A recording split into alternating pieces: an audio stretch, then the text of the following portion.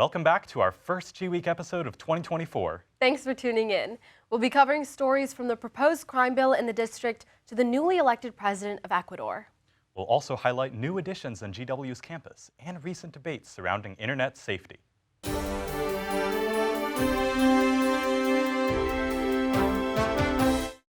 I'm Preston Summit.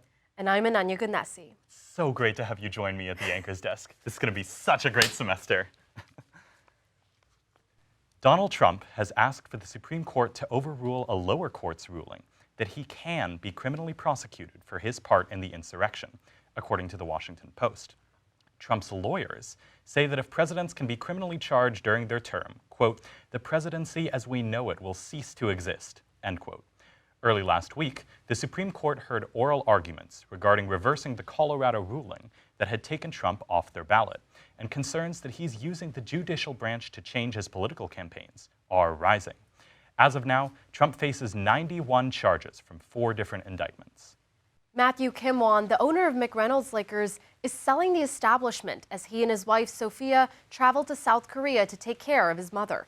According to the GW Hatchet, Kim Won said, quote, we are getting old and exhausted, end quote. Kim Won and his wife have been familiar faces for students stocking up on drinks before a night out, and they celebrated the 10-year anniversary of owning the store in January of 2023. The new owner, who owns another liquor store in Atlanta, is keeping the store's name and starts after 2 weeks of training. While the Kim Wons won't be in Foggy Bottom anymore, Kim Won said, quote, you guys will stay in our hearts forever, end quote, according to the GW Hatchet. As spring semester starts, the university has announced a few changes to campus, such as a new campus store and bringing back Chick-fil-A after a 2-year break.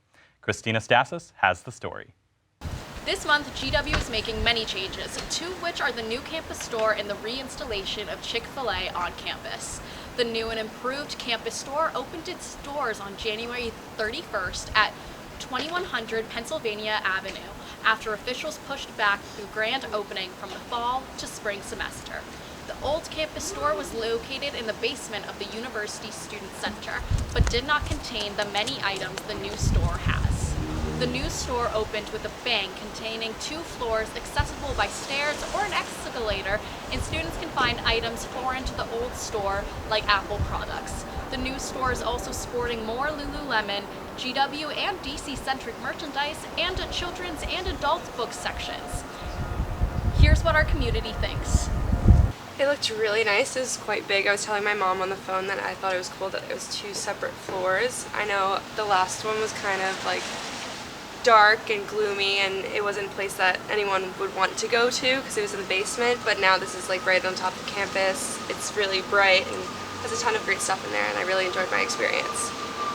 I got my dad a birthday gift. I got him a polo. In other news, GW has announced the installation of a new Chick-fil-A location after 2 years without one since it was removed from District House. Chick-fil-A is set to replace the only 7-Eleven accessible through G-World on campus in the basement of Mitchell's dorm. After being removed from District House, officials said it would return in the University Student Center, but mechanical complications arose. GW officials announced that Chick-fil-A will return to campus next fall. This news is exciting to many students, but others are upset about it taking the place of 7-Eleven on campus, and many are not even aware of this switch. If you find yourself missing 7-Eleven next fall, there's still one on New Hampshire Avenue by the GW Metro stop. My name's Christina Stasis from GWeek. Thanks, Christina. Venezuelan activist Rocio San Miguel was arrested last week. According to the BBC, she was accused of being involved in an alleged plot to kill President Nicolas Maduro and is detained in an undisclosed location. Juan Gonzalez, a member of her legal team, said anyone that is, quote, emotionally attached, end quote, to her has been detained, as 5 of her relatives are also detained in undisclosed locations. 3 days after her detainment, Prosecutor General Tarek William Saab wrote on X that San Miguel appeared before a tribunal and was charged with treason, conspiracy, and terrorism. In response to rising crime rates over the past year, D.C. council members are working on a bill to combat this called Secure D.C. Ali Bavey has the story. Earlier this month, D.C. council members voted to advance a crime bill called Secure D.C. in order to target the dramatic increase in violent crimes over the past year. Despite the national murder rate decreasing by approximately 13% last year, DC has seen a 35% increase, according to NBC4 Washington. Ward 2 council member Brooke Pinto said, quote, "Residents are in fear of carjackings, theft, and falling victim to crime across our city. This is unacceptable," end quote. The bill includes a variety of provisions that crack down on crime. It includes harsher penalties for retail theft, the ability for police to establish, quote, drug-free zones, end quote, in high-risk areas, and an increase in the length of time a person can be held before trial in some cases. DC Mayor Muriel Bowser is a staunch supporter of the bill, urging council members to pass it, quote, "so we can rebalance the district's public safety and justice ecosystem in an actionable way," end quote. In fact, despite some grievances from individual council members, the bill passed unanimously, with only one council member, Trayon White, voting present. That's not to say the bill hasn't been controversial. Many civil rights groups have voiced strong opposition to the bill, expressing discomfort at its focus on prosecution rather than prevention, as well as its room for interpretation by police officers.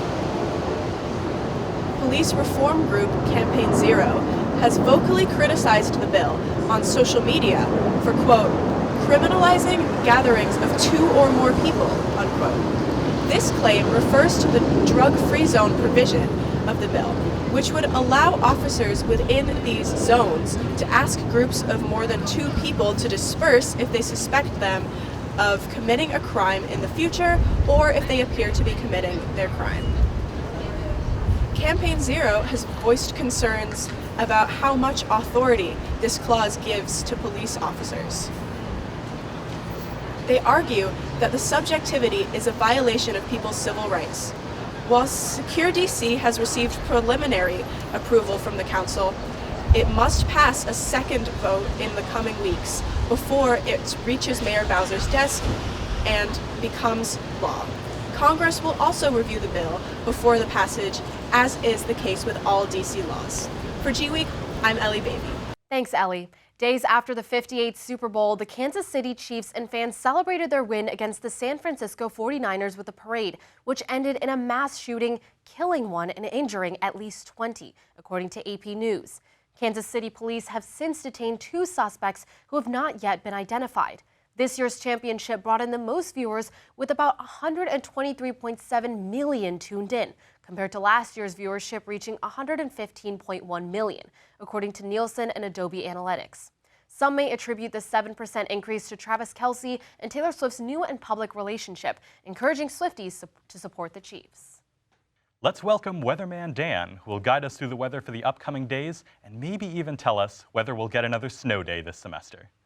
Thanks, guys. Good morning and welcome back to the first spring semester episode of GWeek. My name's Dan Salimi, aka Weatherman Dan, and it's good to be back, GW. Let's jump right into it.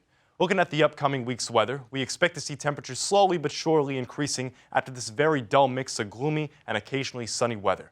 Monday the 19th, we're going to experience a high of 50 and a low of 30. And looking forward to the middle of the week on Wednesday, the weather starts to take an uptick with temperatures creeping up to the high 50s. Taking a look at our pressure system map, we see that things are pretty static when it comes to precipitation, but we still have a concentration of snow in the northern Midwest, which is going to cause storms like that nor'easter last week in my beloved home state of New York. That gust of cold air from that snow is going to keep our temperatures from being more on the warmer side of things. So while a high-pressure system is settling into DC, giving us sunny days and clear skies, you're still going to want to wear layers and bundle up. With this very interesting El Niño cycle, currents and jet streams can change very, very quickly, so don't be shocked if we're taken by surprise with some rain, cloud cover, and wind, much like the snow from last Friday night. Moving on, we're going to talk about a very important figure and his somewhat controversial opinions, Punxsutawney Phil. Now, are we really going to get an early spring, and how reliable is Phil? Since 1887, Phil's been calling the shots every February 2nd, but it turns out that he's statistically right only about 40% of the time. I don't like those bets, so here's why this furry demagogue might be wrong yet again. So looking back at last year's weather around this time, we can see that temperatures have decreased by about 10 degrees Fahrenheit. Take, for example, Thursday, where temperatures last year had an average of around 60 degrees, and temperatures were getting as high as 81 degrees last year around this time. So with statistical patterns and the facts on our side, I don't think Phil holds much credibility in the eyes of myself and fellow meteorologists.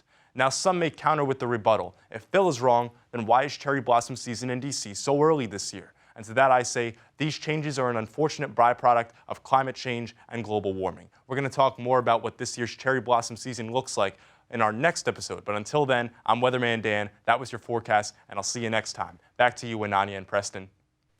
Last week, Rafah, Palestine was hit with Israeli airstrikes in an attempt to rescue 2 hostages from Hamas, now identified as Louis Har, 70, and Fernando Marmon, 60.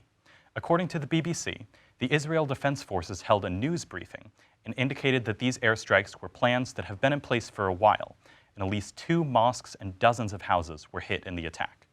A statement from Gaza's Hamas-run military confirmed 67 dead in the attack and many more injured, and added that the number could rise in the midst of search and recovery operations. Many in Palestine are currently bracing for a full-scale attack from Israel in light of the dangerous attacks. Israeli Prime Minister Benjamin Netanyahu said he ordered the IDF to send troops into Rafah in order to evacuate civilians in the city, according to the BBC. However, it is unclear if they can be safely moved, as 2/3 of the Gaza Strip was ordered to evacuate. Many criticized Israel's move and claimed that a full-scale attack from Israel could be potentially dangerous and a, quote, bloodbath, end quote. The move comes just as President Joe Biden pushes for a ceasefire, but it is now unclear what the next step is from any side. Newly elected president of Ecuador, Daniel Noboa, has been breaking boundaries as he tackles a rather complicated presidential term. Sophie Clark has the story. President Noboa graduated from the George Washington University in 2022 with a master's degree in political management. Before this accomplishment, he held a seat in the Ecuadorian National Congress. He comes from a wealthy family. President Noboa has maintained a long-time public figure status in Ecuador. The family is most commonly known for their banana empire. In Ecuador's most recent presidential election, he won with a 52% majority and is currently serving as the country's youngest president in Ecuadorian history. Already, President Noboa has met challenges in his presidential term. Noboa's administration has been faced with a series of violent and dangerous occurrences in the country. This stretch began initially on January 7, 2024, when leaders of the criminal gang Los Choneros, led by Adolf Macias, escaped from his 34-year prison sentence. As of now, Macias is yet to be caught. After Macias escaped from violence has occurred throughout the nation, including multiple inmates escaping from prison. Approximately 200 prison guards and staff have been taken hostage. Attacks on police forces have ensued. National security has been a recurring issue since the COVID-19 pandemic. The gravity of the issue is accredited to the heavily increased amount of cocaine trafficking and gangs, particularly in Ecuadorian's largest coastal city, is the country's most dangerous city and a known hub for drug smuggling. President Noboa is combating these issues by declaring a 60-day state of emergency. Stronger military patrols concentrated in prison and mandated a nationwide curfew at night. The president has a party majority in his National Assembly and a legislative support for security measures. President Noboa has received backlash for not installing stronger security measures and for a potential rise in taxes to cover funds regarding weapons and equipment for these more intense security measures. Critics are also claiming President Noboa has not devoted enough attention to the prison system. I am Sophia Clark with GWeek. Thanks, Sophie. 2 protesters were arrested on charges of destruction of federal property after dumping red powder over the case that protects the U.S. Constitution in the National Archives, according to the Washington Post. They were also covered in red powder while demanding that President Joe Biden declare a climate emergency and were arrested within minutes of the demonstration. According to NBC News, one of the demonstrators said, quote, "We are determined to foment a rebellion. We deserve clean air, water, food, and a livable climate," end quote. While the Constitution didn't face any damages, the National Archives Rotunda was closed to the public in order to clean the encasement the following day. Social media is a part of many of our lives, but will it look different in the coming years? With UMG pulling music from TikTok and social media platform executives testifying before Congress, social media might be having a makeover in the coming years. Emma Grace Myers has the story. The chief executives of Meta, TikTok, Snapchat, Discord, and X, formerly known as Twitter, testified before the Senate Judiciary Committee in late January. This comes amidst rising fears about the safety of children on these apps, specifically regarding child sexual exploitation. Families suing these companies spoke out about their experiences and pleaded for more regulatory guidelines. CEOs were directed to answer questions regarding their regulations on these apps and privacy concerns. Representatives on both sides of the aisle asked them questions regarding pedophilia, child pornography, and obscene content on their platforms.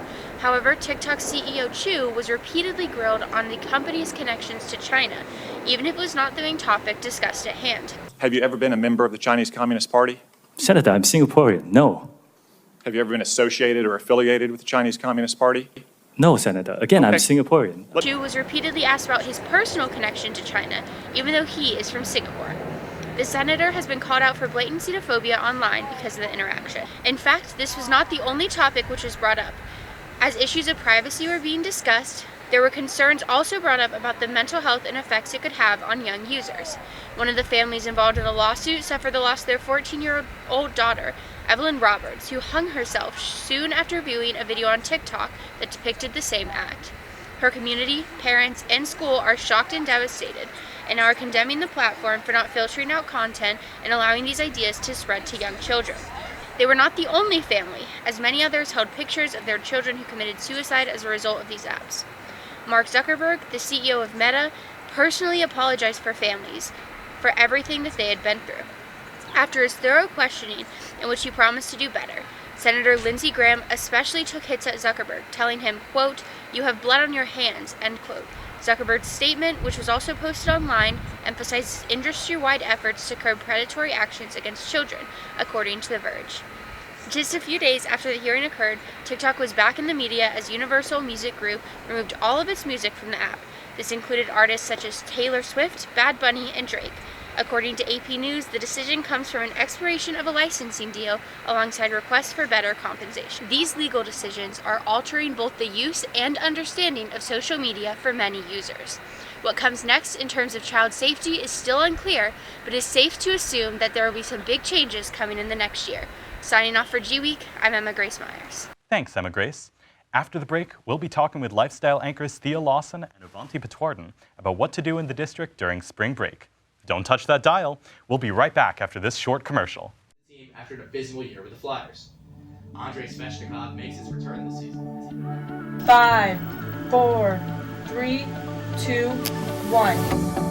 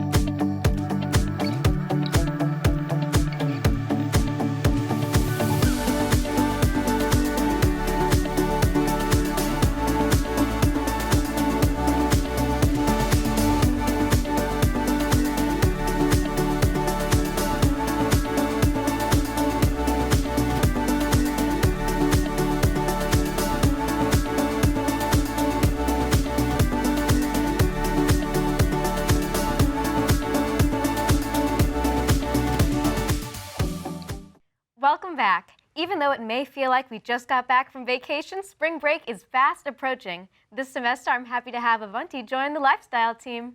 Thanks, Thea. Let's get into it. For all those students staying at GW or in the DMV over the break from March 9th to 17th, we're breaking down the top events and things to do in the DC area over break. Who doesn't love going to a concert or comedy show? Upcoming concerts include Offset at the Fillmore on March 12th, The Kooks at the Anthem on March 13th, and Cobra at the 930 Club on March 17th. Looking for a good laugh instead of jamming out? Be sure to check out the scene at the DC Improv Comedy Club on Connecticut Ave. Self-proclaimed as the best comedy venue in the nation's capital, indulge in a robust menu including wings, nachos, and more while enjoying the show. Catch a show at the iconic Ford's Theater down by Penn Quarter. Beginning March 15th, you can watch the hit musical Little Shop of Horrors and dive into a world full of love, humor, and carnivorous plants. With music that incorporates rock, doo-wop, and a bit of Motown, you are sure to have a blast. And you can enter the free first preview initiative through Today Tix for the chance to win free tickets for the preview on March 15th at 7:30 p.m. Up next is AwesomeCon, a 3-day Comic-Con event full of exhibits, screenings, and celebrity guests. Get ready for all things comics, anime, movies, and more. The event runs from March 8th to 10th at the Walter E. Washington Convention Center. Prices vary depending on the day, package, and date of purchase, so be sure to buy your tickets early. Don't want to celebrate St. Patrick's Day on a school night? Celebrate at the Wharf on March 16th. Enjoy drinks, food, and music at the waterfront with an amazing lineup of events like the Ireland vs. Scotland Six Nations Rugby Championship and performances by the 19th Street Band and the McGrath Morgan Academy and Boyle School of Irish Dance. The celebration runs from 12 p.m. to 6 p.m. and is family-friendly, pet-friendly, and free to attend. For our running enthusiasts, you can register for the Rock and Roll Race on March 16th. Hosted by the St. Jude Foundation as a part of the Rock and Roll Running Series, runners take to the streets of D.C. to take in the sights of the Capitol while fundraising as well. You can choose to register for the 5K or the half marathon. The ticket covers a gear bag, course support, plus entertainment along the course, a post-race concert, and more. March is Women's History Month, and what better way to celebrate than to check out all the wonderful events in D.C. Pop into the National Gallery of Art for the She Heroes National Gallery Night on March 9th or the An Ode to Women in Art Tour on March 12th.